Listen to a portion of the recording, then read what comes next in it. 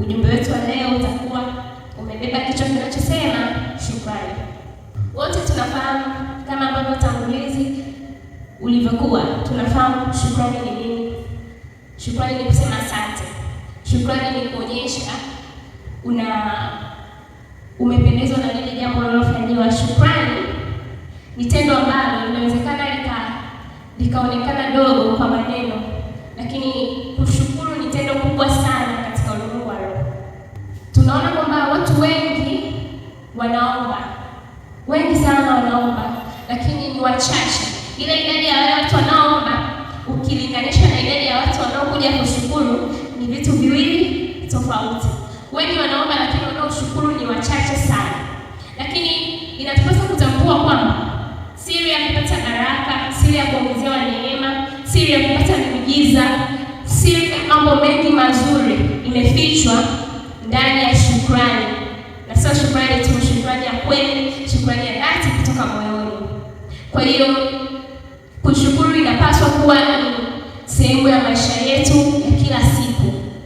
Mungu anatutendea mambo mengi sana, anatutendea mambo mengi sana kwenye maisha yetu. Hivyo sisi kama watoto wake hatuna budi kwenda mbele zake kwa moyo wa shukrani. Hatuna budi kushukuru kila wakati, na sio kushukuru tu tukiona mambo mazuri yanaendelea, lakini hata tukipita jangwani tunapaswa kusema Mungu asante, asante hata kwa hapa ninapopita. Ninaamini kuna mahali unanipeleka. Shukrani pia ni kutambua wema wa Mungu katika maisha yetu. Wema wa Mungu katika maisha yetu ni mwingi sana. Kila unapoangalia nyuma unagundua kwamba kuna kipindi ulipita ulikuwa hauna kazi, kuna kipindi ulipita ulikuwa hauna ndoa, kuna kipindi ulipita ulikuwa unapitia changamoto fulani, lakini Mungu akakuvusha, lakini Mungu akakuponya, lakini Mungu akakutoa kwenye ile hali ambayo ulikuwa unapitia, akakuweka kwenye hali fulani. Kwa hiyo shukrani ni kutambua wema wa Mungu katika kile kipindi ambacho ulikuwa unapitia hizo changamoto, katika kile kipindi ambacho ulikuwa unakutana na magumu. Pale unapovuka, usiseme umevuka kwa akili zako, usiseme umepata kazi kwa akili zako. Nimetuma CV nyingi, afu nimesoma, nina masters. Kwa hiyo hii kazi ilikuwa ni halali yangu nipate. Yaani ilikuwa ni lazima nipate kwa sababu na all the qualifications. Hapana. Hatupati kwa sababu tunapata. Ni Mungu anatustahilisha na anatuweka katika hiyo nafasi ya kupokea kile ambacho tunapokea. Lakini sio kwamba tunastahili kwamba nimeomba sana, nimefunga sana, kwa hiyo ndoa ilikuwa inanistahili kabisa kwa sababu nimemtafuta Mungu sana. Kwa hiyo sasa unakuwa hautambui wema wa Mungu kwenye maisha yako, bali unajisifu mwenyewe kwamba ni nguvu zangu na juhudi zangu ndio zimenifikisha hapa.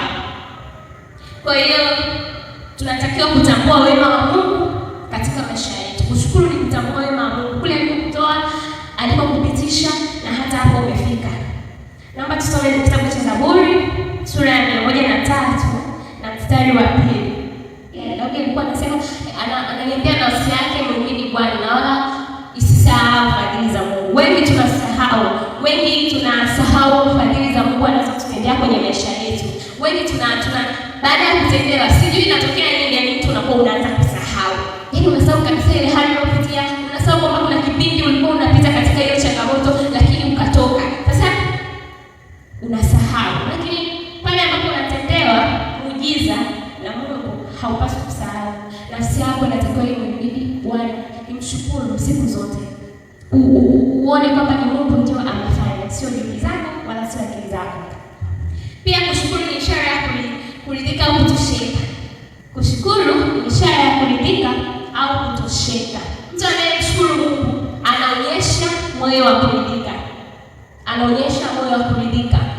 Moyo wa kuridhika ni ile hali ya kusema, au ni ule moyo ambao mtu anakuwa nao, ni anasema kwamba Bwana nakushukuru, ingawa sijapata yote ninayoyataka kwenye maisha yangu, lakini ninatambua kwamba hata haya ulionipa kwa wakati huu umenipa ni kwa wema wako. Yaani unakuwa haujapata vyote ambavyo umeviomba, haujapata vyote ambavyo unavitamani, haujapata vyote ambavyo unavitarajia kupata, lakini unamshukuru Mungu kwamba hata hapo ulipo, hata kwa hayo ambayo Mungu amekupa, unamtukuza Mungu kupitia hayo. Lakini kuna watu, kwa mfano, Unakuta mtu ameandika prayer points zake, baada ya mwaka fulani natamani Mungu anisaidie 1, 2, 3, 4, 5.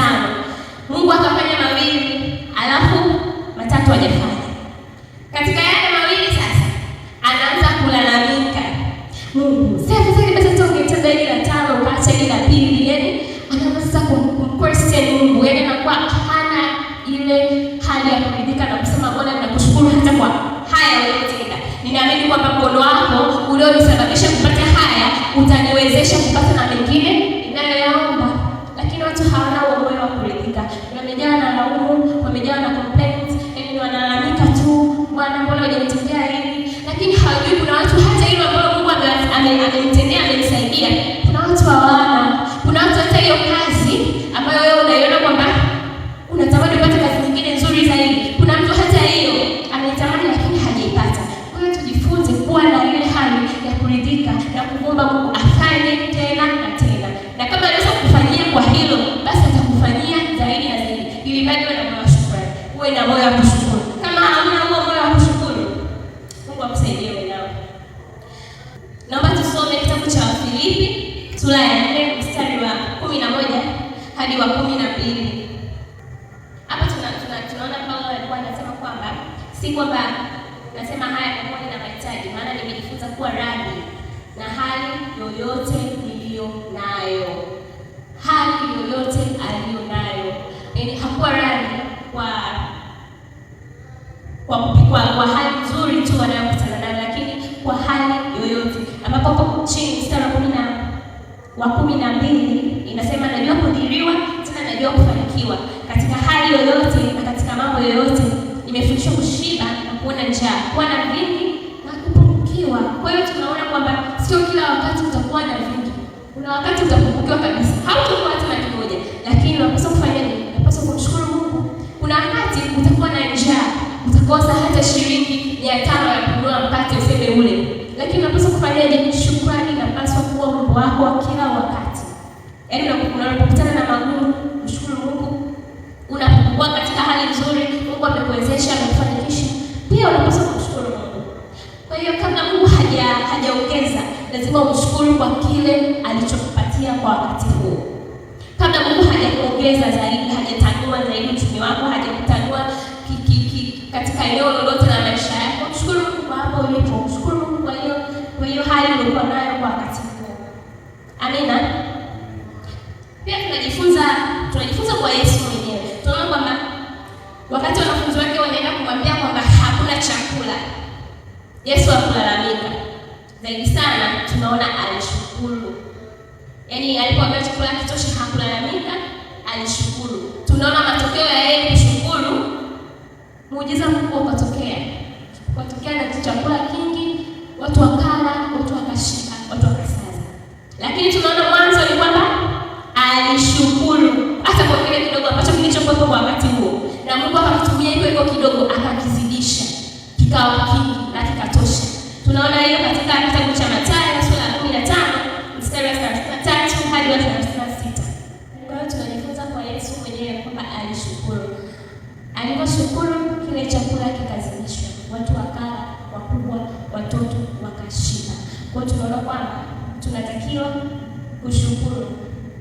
Kuna maneno, kuna shukrani ya kusifu na maombi, pia kuna shukrani ya sadaka. Hapa tunaona Mungu alimtolea Mungu sadaka, na tunaona nguvu ya shukrani ya sadaka ya Nuhu ilibadilisha maamuzi ya Mungu juu ya ulimwengu. Kwa Mungu akasema katika mstari wa 21 kwamba sitailani nchi tena baada ya hayo kwa sababu ya wanadamu. Maana mawazo ya moyo wa wanadamu ni mabaya tangu ujana wake, wala sitapiga tena baada ya hayo kila kilicho hai kama nilivyofanya. Kwa hiyo shukrani inazungumza lugha ya upendo, inazungumza lugha ya imani ambayo inabadilisha hali mbalimbali ambazo tutakuwa nazo. Shukrani inaweza ikabadilisha. Pia tunaona mfano mwingine, tunaona kwa Lazaro katika kitabu cha Yohana sura ya 11 mstari wa 41 hadi 42. Yohana Mtakatifu sura ya 11 mstari wa 41 hadi 42.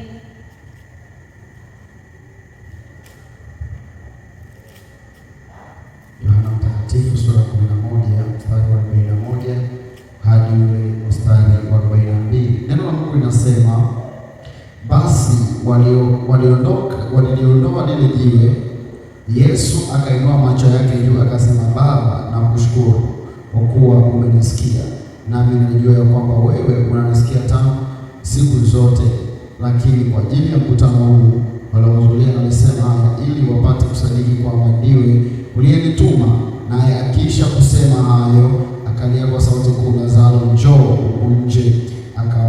Akatoka nje yule aliyekufa amefungwa sana miguuni na mikononi, na uso wake umefungwa leso.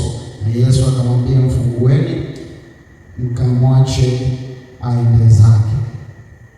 Amina. Tunaona katika mstari wa 42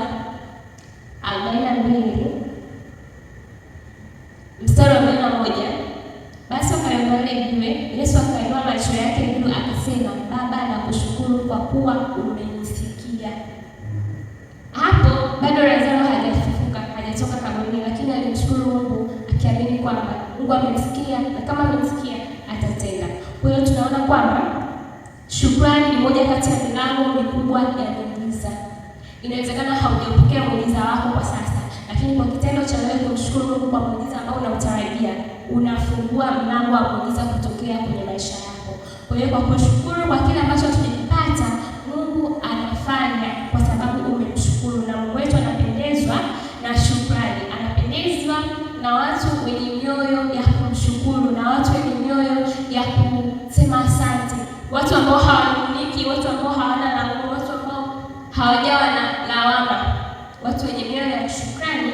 Mungu anapendezwa nao. Kwa hiyo katika hali yoyote, kabla ya kuona matokeo katika maisha yako, katika chochote ambacho unapitia, tunapaswa kutoa shukrani kwa imani, na huu ndio ujasiri na ushindi wa kweli tulionao katika Kristo.